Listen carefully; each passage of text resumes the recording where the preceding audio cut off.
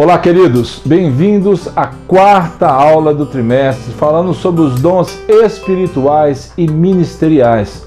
Hoje nós vamos falar sobre os dons de poder, servindo a Deus e aos homens com poder extraordinário. Vamos orar?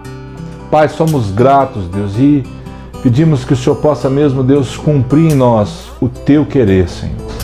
Nos abençoa nesse dia, abençoa meu irmão, minha irmã, papai. Derrama sobre nós, Deus, a graça. Obrigado por tudo que o Senhor tem feito, pelo cuidado que o Senhor tem tido conosco, Pai. Nós somos gratos, Deus, e rendemos graças ao Senhor. Bendito seja o Teu nome, papai, nesse dia, por todas as coisas, por essa escola dominical, pela igreja do Senhor, papai, pela Bíblia que nós podemos hoje ter acesso, os livros, as informações. Muito obrigado, Pai, em nome de Jesus.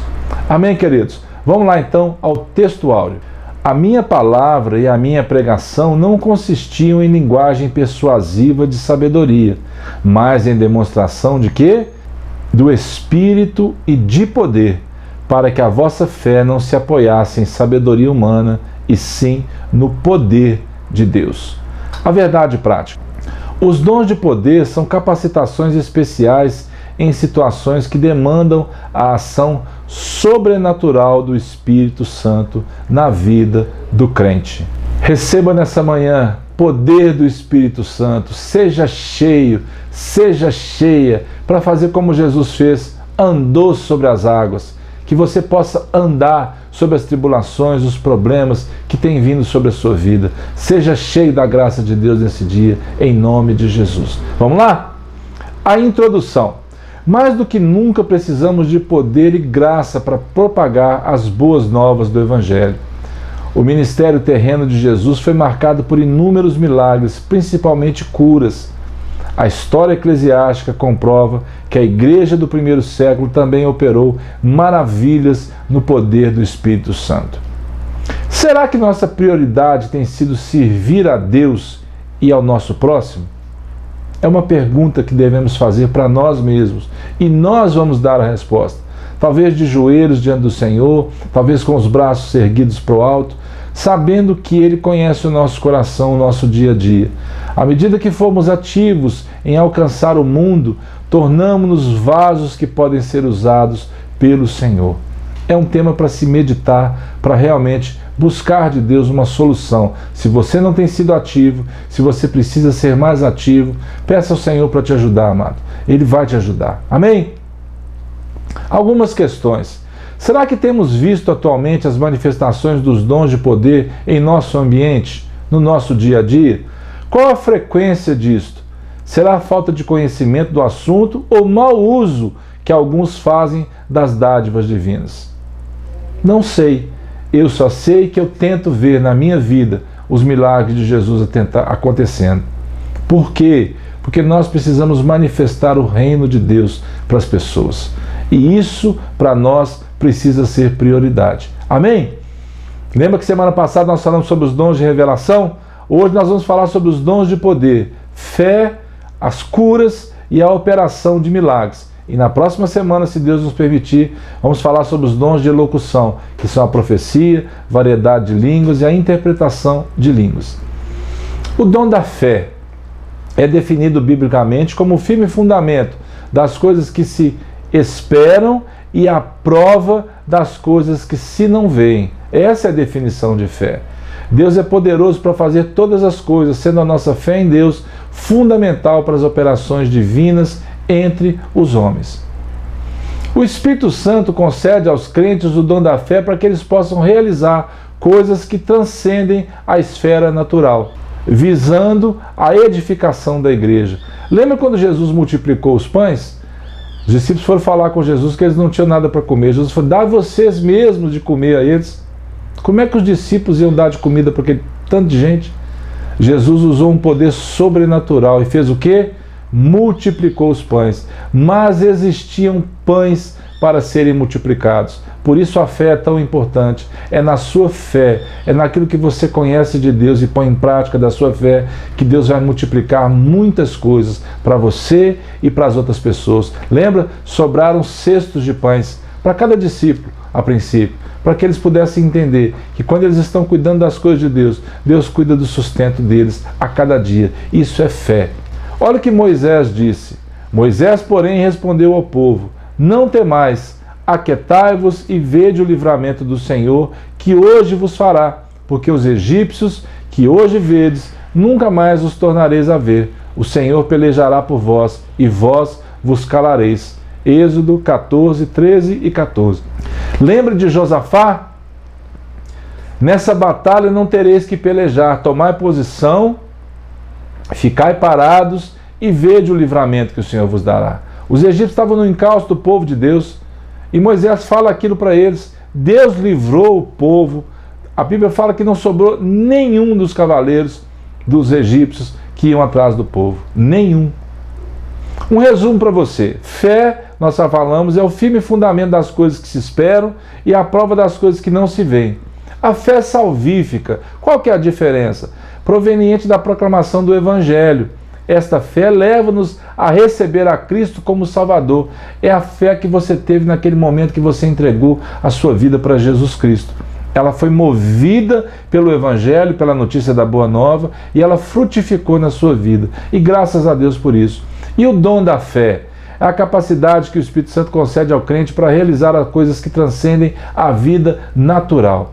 Quer ver uma coisa? Você deve estar sentado agora numa cadeira, numa poltrona, na sua cama. Você crê que você realmente vai ficar sentado e não vai cair. Isso é uma fé natural. Estamos falando aqui de uma fé sobrenatural. Você não vê, mas você espera. E assim é que eu ministro sobre a sua vida, que você seja cheio de fé, porque sem fé é impossível agradar a Deus. Amém, queridos? Os dons de curar são recursos de caráter sobrenatural também para atuar na cura de qualquer tipo de enfermidade, para que o mundo reconheça o poder de Deus. Deus é quem cura. Não é o remédio que cura, não é o médico que cura, não é a psicologia que cura, não. Deus usa essas coisas todas que eu falei para curar as pessoas, porque Ele é poderoso para fazer isso. Deus vai usar o médico, sim. Deus vai usar o remédio, sim. Mas Deus pode usar a sua oração, porque a sua oração vai mover a fé no coração das pessoas, e Deus age assim, de toda forma. Amém, queridos? Enquanto não recebermos o novo corpo imortal e incorruptível, estaremos sujeitos a toda sorte de doenças. Olha o que o apóstolo Paulo escreve lá aos Romanos. Porque sabemos que toda a criação a um só tempo geme e suporta angústias até agora. E não somente ela, mas também nós, que temos as primícias do Espírito, igualmente gememos em nosso íntimo, aguardando a adoção de filhos, a redenção do nosso corpo. A humanidade precisa compreender a sua limitação e convencer-se da sublime realidade de um Deus todo-poderoso, que em sua misericórdia e amor, veja bem, misericórdia e amor, concede sabedoria a homens e mulheres para multiplicar o conhecimento da medicina, visando o bem-estar de todos. Amém? O dom de operação de maravilhas realiza obras extraordinárias além do poder humano, alterando a ordem natural das coisas consideradas impossíveis e impensáveis. Eu coloquei alguns exemplos, mas esses não limitam o poder de Deus, de tudo que Ele fez na Escritura, mas só para a gente poder ter uma base do que Ele está falando.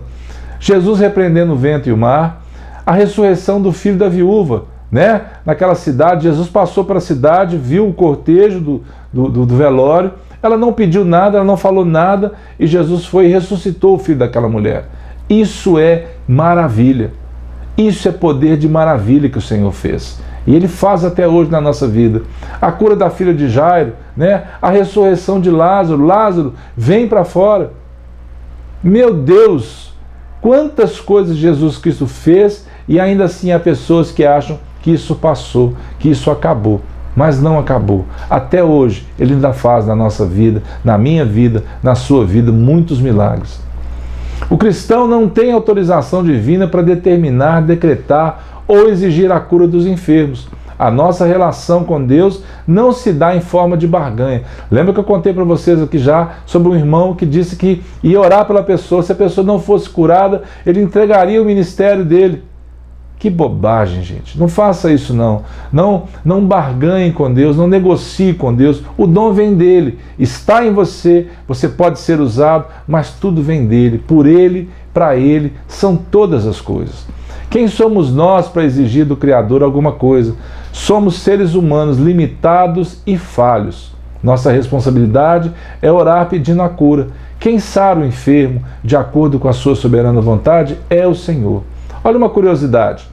O dom de fé opera sem que às vezes seja visto seu efeito instantâneo, enquanto a operação de milagres tem efeito imediato. As coisas acontecem naquele momento, para um determinado fim, tá bom?